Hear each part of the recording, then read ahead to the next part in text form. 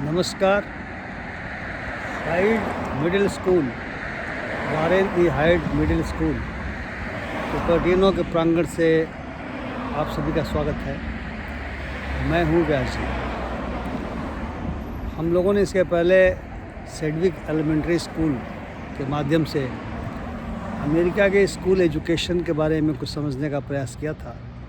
आज उसी कड़ी में हम समझना चाहेंगे कि यहाँ के एलिमेंट्री के बाद का जो स्टेज है मिडिल स्कूल, उसकी क्या स्थिति है, वहाँ उसमें क्या होता है।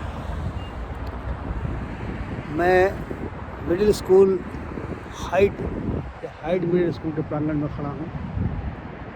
मेरे सामने उसकी बिल्डिंग है, सामने की बिल्डिंग है। इसके पीछे खेल का बहुत बड़ा मैदान है। इसके अंदर तो शायद हम लोग नहीं जा पाएंगे, लेकिन मैं बाहर से दिखाने का प्रयास करूंगा। ये मिडिल स्कूल ग्रेड 6 to 8 तक के बच्चों के लिए है। और जैसा कि हमने एलिमेंट्री स्कूल के संबंध में अपनी बात रखी थी, ये पब्लिक स्कूल है, यानी गवर्नमेंट स्कूल है। और गवर्नमेंट स्कूल का मतलब ये हुआ कि यहाँ पे सारी चीज़ें, चाहे किताबें हों, कापियाँ हों, सब मुफ्त हैं। फ़ीस तो खैर नहीं लगती, मिड डे मील भी मिलता है।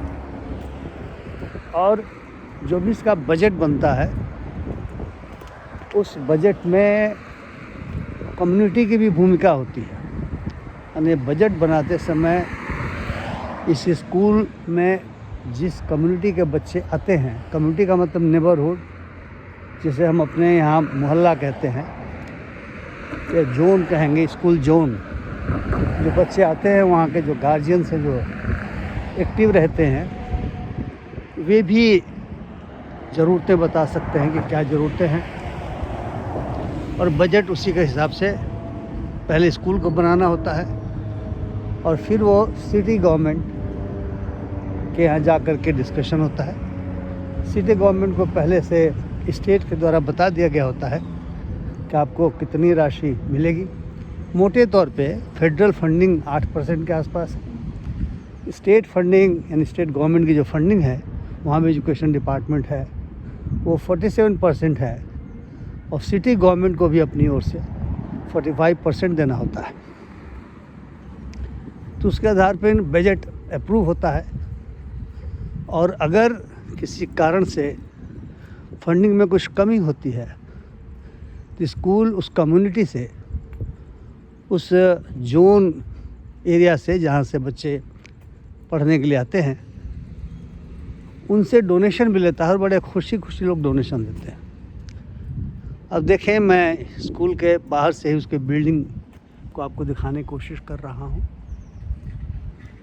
क्योंकि स्कूल के अंदर शायद अभी प्रवेश किसी वजह से रोका गया है। हालांकि कम्युनिटी भी स्कूल की जो फैसिलिटीज़ हैं, ख़ास करके स्पोर्ट्स की, उसके इस्तेमाल कर सकती है। लेकिन आज कुछ बात होगी ऐसी जिसके वजह से भी स्कूल चारों ओर से बंद है। आप देखेंगे कम्युनिटी की पॉलिसी भी इसमें अंकित है, जिसमें कहते हैं कि school grounds are open for community use during daylight hours when school is not in session. तो इसके ग्राउंड जो हैं सो वो पीछे से आने का रास्ता है। मैं तो आगे की तरफ से आपको दिखाने की कोशिश कर रहा हूँ। तो मैंने कहा कि बजट में कम्युनिटी का भी योगदान रहता है और क्या होना चाहिए, इन सबों की बात होती है। जो यहाँ के स्कूल सिस्टम की महत्वपूर्ण चीज़ जो मैंने देखी है और मैं प्रभावित हुआ हूँ, यह है कि स्कूल केवल मानसिक विकास की ही जगह नहीं है। यहाँ पे शारीरिक विकास और साइकोलॉजिकल विकास, यानी हर तरह से विकास कह सकते हैं आप इसको, सर्वांगीण विकास जिसको हम कहते हैं, उस पर ध्यान दिया जाता है। खेल के मैदान हम देखेंगे कितने बड़े बड़े अब इस मिडिल स्कूल में हो गए हैं, जहाँ एथलेटिक्स से लेकर के फुटबॉल वगैरह, जिसको सॉकर कहते हैं, खेला जाता है। बास्केटबॉल भी है। लेकिन ऐसा नहीं है कि यहाँ के जो गार्जियंस हैं, अभिभावक हैं, वे केवल अपने बच्चों के सर्वांगीण विकास के लिए स्कूल पर ही निर्भर रहते हों। चूँकि ख़ास करके कोपर्टिनो में मैंने देखा है कि यहाँ तो अधिकांश वही लोग रहते हैं जो प्रोफेशनल्स हैं। ये प्रोफेशनल विभिन्न IT कंपनीज़ में काम करते हैं। चूँकि सिलिकॉन वैली का बहुत ही महत्वपूर्ण ये शहर है, सिटी है, तो वे अपने बच्चों को शुरू से ही, मैंने देखा कि 2-3 साल होते ही प्ले स्कूल हैं, प्रिपरेटरी स्कूल जिसको हम कह सकते हैं, वहाँ भेजते हैं। और स्विमिंग के लिए, टेनिस सीखने के लिए, म्यूज़िक के लिए, लड़कियों को डांसिंग क्लासेस के लिए ये भेजते हैं, ले जाते हैं, खुद गार्जियंस ले जाते हैं। और जो चीज़ें स्कूल में हैं बच्चा वो सीखता है, स्कूल में नहीं है वो अभिभावक बाहर से सिखाते हैं। चूँकि लोग साधन संपन्न हैं इसलिए बच्चों की पढ़ाई पर ध्यान देते हैं और उसके लिए खर्च करने के लिए तैयार रहते हैं। क्योंकि अगर आप स्विमिंग के लिए बच्चे को ले जाएंगे, टेनिस सिखाने ले जाएंगे, पियानो सिखाने ले जाएंगे, डांसिंग क्लासेस के लिए ले जाएंगे, बैले के लिए ले जाएंगे, निश्चित तौर से पैसे लगेंगे, लेकिन लोग पैसा देने के लिए तैयार रहते हैं। क्योंकि स्कूल में तो कुछ लगता नहीं है, इसलिए जो स्कूल में से बचत होती है उसका इस्तेमाल वो बाहर से करते हैं। मैंने आज सुबह एक दूसरा स्कूल देखा था, मिलर मिडिल स्कूल, और मैंने पाया कि बच्चे साइकिल से भी आ रहे थे और बहुत सारे अभिभावक गाड़ियों से भी उनको छोड़ रहे थे। लेकिन बस्ते का बोझ मैंने देखा, बाकायदा पीठ पे बस्ता लाद करके बच्चे स्कूलों में साइकिलों से पहुंच रहे थे। कुछ बच्चे जो आसपास के थे पैदल भी पहुंच रहे थे। तो बस्ते का बोझ तो यहाँ पर भी है। और शायद जो बच्चे दिखाई दे रहे थे बस्तों को ढोते हुए, वे बच्चे शारीरिक दृष्टिकोण से मजबूत होंगे, क्योंकि मुझे तो दिखाई पड़े मजबूत हैं। और शायद उसके वजह से उनको उतनी दिक्कत नहीं होती होगी, लेकिन दुनिया भर में ये बात होती रही है, ख़ास करके हिंदुस्तान में, कि बच्चों के ऊपर से बस्ते का बोझ कम किया जाए। परंतु यहाँ बस्ते का बोझ मुझे कम दिखाई नहीं पड़ा। अब मुझे लगता है जब स्कूल सारा कॉपी किताब देता है तो होम वर्क देता होगा, इसलिए बच्चों को बस्ता स्कूल में छोड़ने के बजाय ले जाना पड़ता होगा अपने साथ बाहर। और बच्चे जब स्कूल आते होंगे तो बस्तों को ढो करके लाते होंगे। लेकिन बस्ते का बोझ यहाँ पर भी है। लेकिन जो बेहतरीन बात दिखाई पड़ी वही यह है कि अभिभावक अपने बच्चों की पढ़ाई लिखाई को लेकर, अपने बच्चों के सर्वांगीण विकास को लेकर काफ़ी सजग हैं। पेरेंट टीचर्स एसोसिएशन की मीटिंग तो होती है, और मैंने पिछली बार बताया था कि प्राइवेट स्कूल भी हैं, वहाँ हम लोग पढ़ाते होंगे, बट वो बहुत महंगे हैं। गवर्नमेंट स्कूल महंगे नहीं हैं, और गवर्नमेंट स्कूल की पढ़ाई को मानते हैं कि बढ़िया पढ़ाई है, और उसी कारण से कम्युनिटी इस गवर्नमेंट स्कूल और पब्लिक स्कूल की मदद भी करती है। अब मेरे सामने देखें जो मैदान है खेलों का, इतना लंबा चौड़ा, इतना बड़ा मैदान है। थोड़ा सा इसकी तुलना हम अपने देश के मिडिल स्कूल से करें तो हमें कोई कंपैरिजन दिखाई नहीं देता।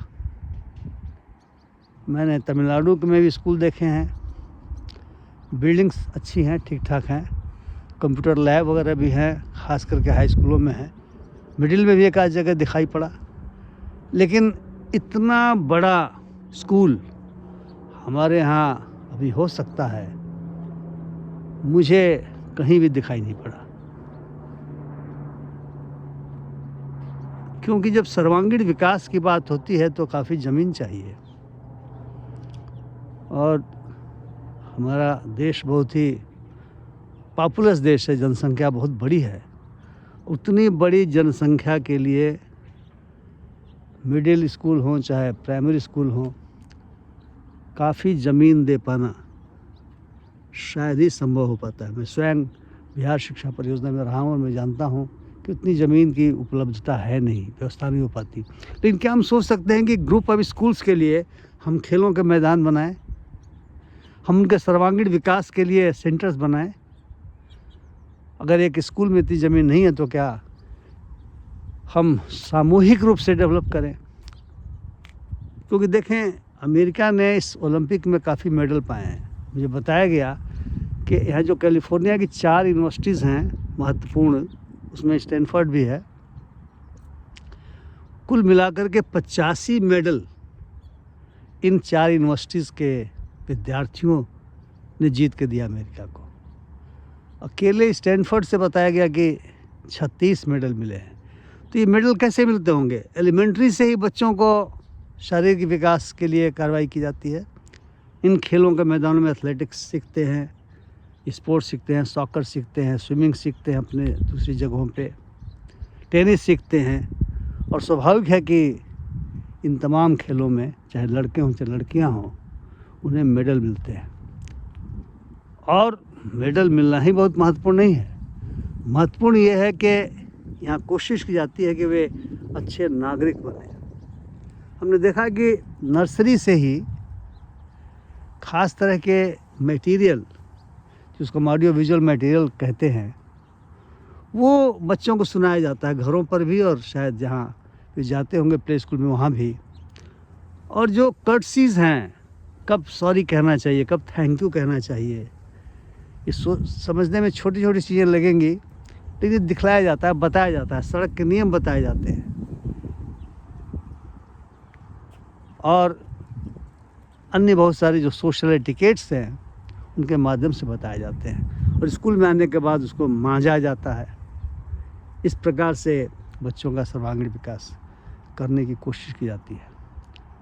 तो मित्रों, मैं समझता हूँ कि ये सब देखने सुनने के बाद आपको भी अच्छा लग रहा होगा, और मुझे तो खैर यहीं पे खड़ा हूँ इसलिए बहुत अच्छा लग रहा है। आप सभी मेरे वीडियो को पसंद करेंगे, लाइक करेंगे, शेयर करेंगे और मेरे चैनल को सब्सक्राइब भी करेंगे। इसी आशा के साथ आपका बहुत बहुत धन्यवाद। नमस्कार।